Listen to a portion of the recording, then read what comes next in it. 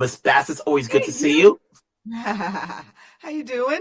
Good, good. From CIA director to now president. How long ago did you know they were gonna up your title? Huh.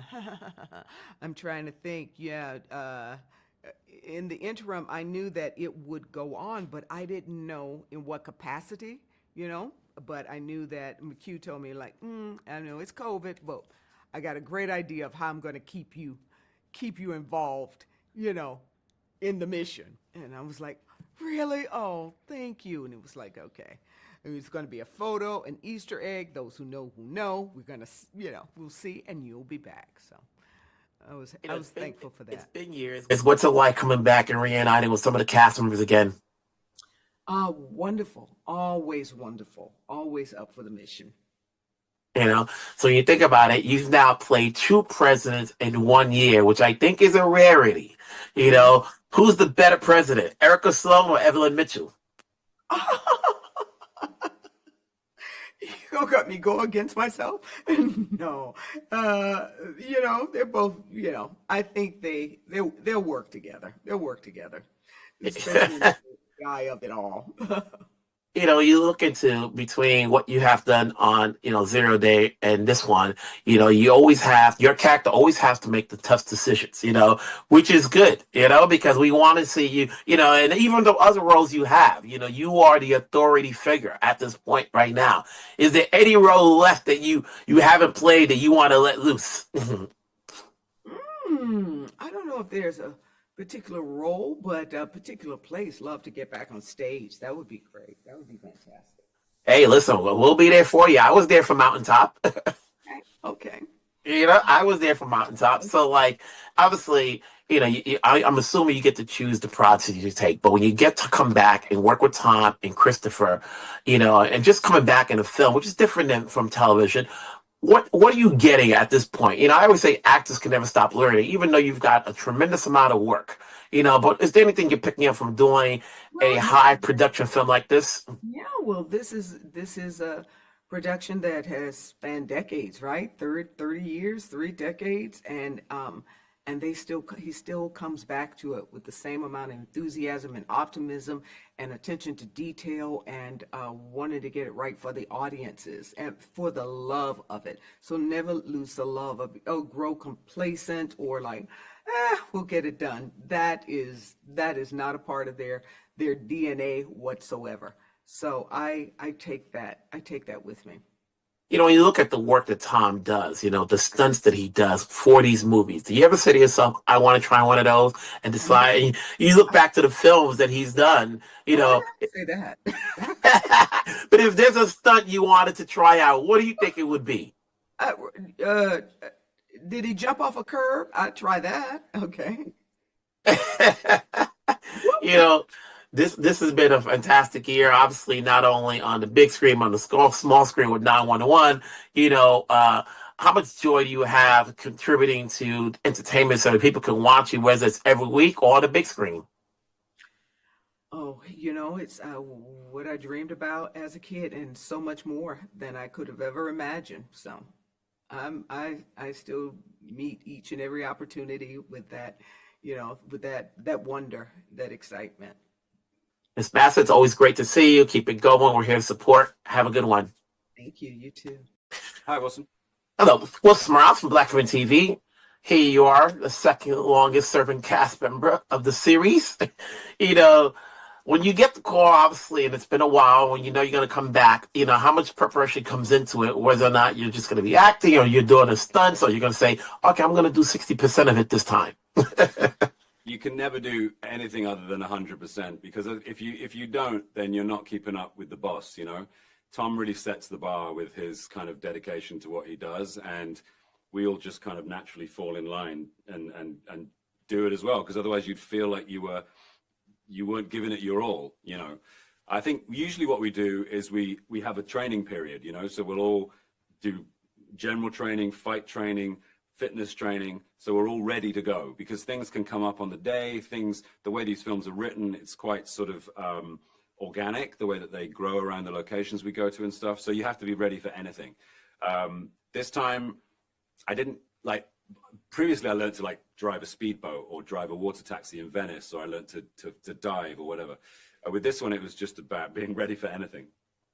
When you think about, Ethan and Luther, what makes Benji stick around and be part of the team over and over again? We've seen different teammates, but between Ethan and Luther, Benji's now the second member, or the second member besides Luther to stick around because I'm with you for the whole ride.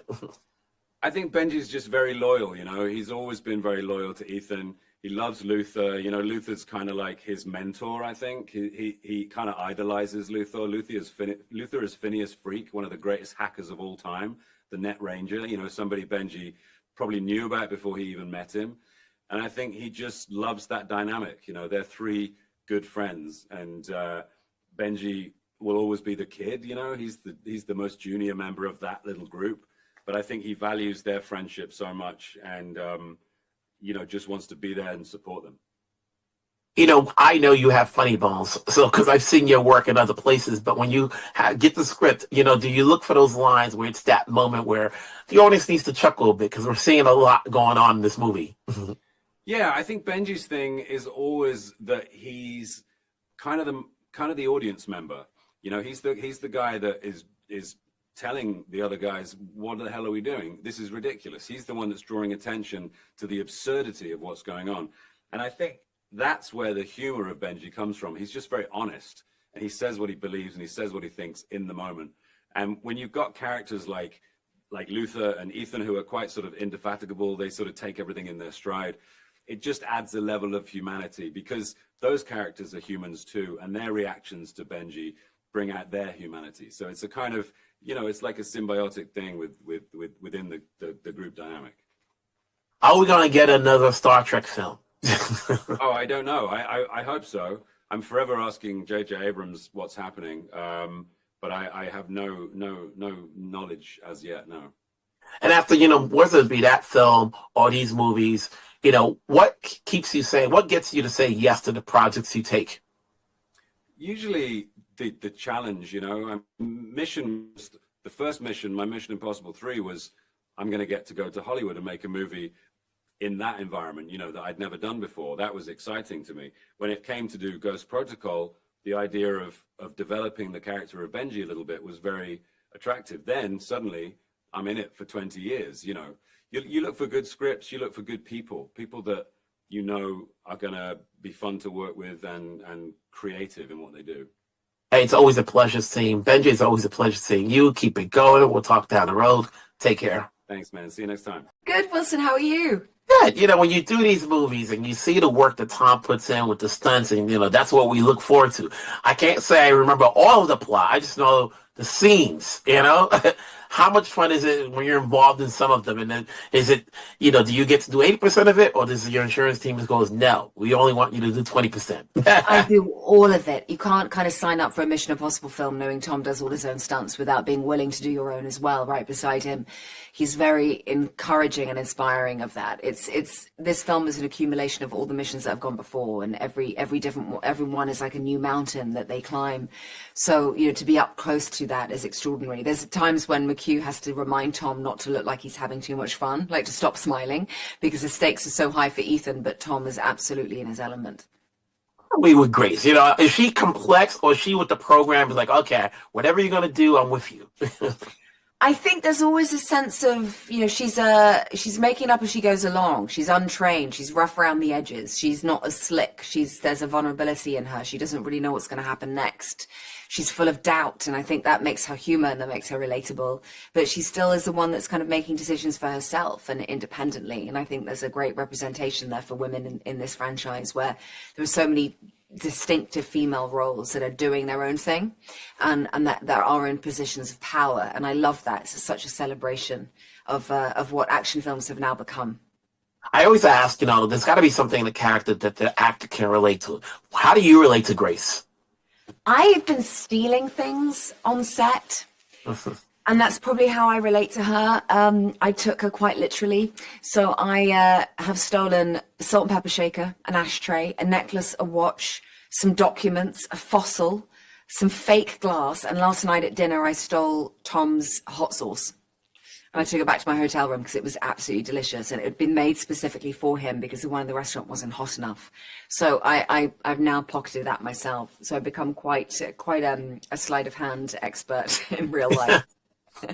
When when you do a movie like this and you work with Tom and Christopher, and as a big scale this is, I'm sure you're probably going to get another big one or a smaller one. What's going to go into what you do next, having done this? Well, once I'd finished Mission Impossible, I went and did Shakespeare on stage. That's my background. That's what the kind of the foundation of who I am as an actor is from a classical theatre approach. And the main thing I think is the work ethic remains the same as an actor, whether it's an action franchise or it's a Shakespeare play. You are collectively working towards telling a story for an audience and sharing in that vision. So the stamina it takes, the focus and the commitment it takes remains the same. It just happens that the medium or the genre or the group of people itself is different. And at the end of the day, obviously, when you're not on stage and you're not on a big screen and people recognize you left and right, what keeps you humble? Family. I think what keeps me humble is the gratitude and the appreciation for the position that I'm in, the opportunities that I have. The minute I would take this for granted, I might as well hang up my hat and sit down and let someone else take over, because it really is a privilege to be able to tell stories in this way. I think the awareness of that is the thing that also drives me to just get better. I will never feel like I'm a finished product, or I'll never feel like I've become good enough to step down. There's always something to learn. I have so much to learn. I still feel like I'm a beginner. Every time I do a job, I feel like I don't know anything and I've got to make it up as I go along. So that itself is something that keeps me very, very humble and very aware of my position. Well said. Congrats on the role. Congrats on the film. It's MI8. We're here to see it. Have a good one. You too. Nice to speak with you. Take care. Wilson Morales from Black Film TV. How's it going? Good. How are you? Good. You've had a great year so far, from Severance to now being seen on the big screen. Yeah. What's that feeling like when you get the call, you audition, or however you got the role, when you're in a Tom Cruise movie that's part of a big franchise? I was an absolute dream. And I kept telling myself, don't mess it up. Don't mess it up. I remember watching Mission Impossible when I was a kid, and to know that I'm in the last installment of this movie is just, it's absolutely incredible. I looked at the film and I looked at your role, Captain Bledsoe, and it reminded me of The Hunt for Red October. Yes. I was talking about that with a friend of mine. And I'm like, not to spoil it away, but there's some very similar situations there where you're like, you want to do what? Right, exactly. Such an iconic movie. That, Crimson Tide. You remember Crimson Tide? Crimson Tide. Hey, we all go way back. We know our films. Yeah, yes, indeed. You've had such a big year between this and Severance, but when you're in a big film that's going to be seen by a lot of people, because we've all adored the MI films, what's your takeaway from doing this movie, working with Tom, because most of your scenes are with him, that it'll help you out skill set wise as an actor moving forward to whatever you may do next? Yeah, for me, it's trust the process and trust yourself. Working with Tom, he reminded me of that. Even in between takes, he would say, just, you got it. Trust yourself. And this is a man who has had an incredible career, and he is not slowing down.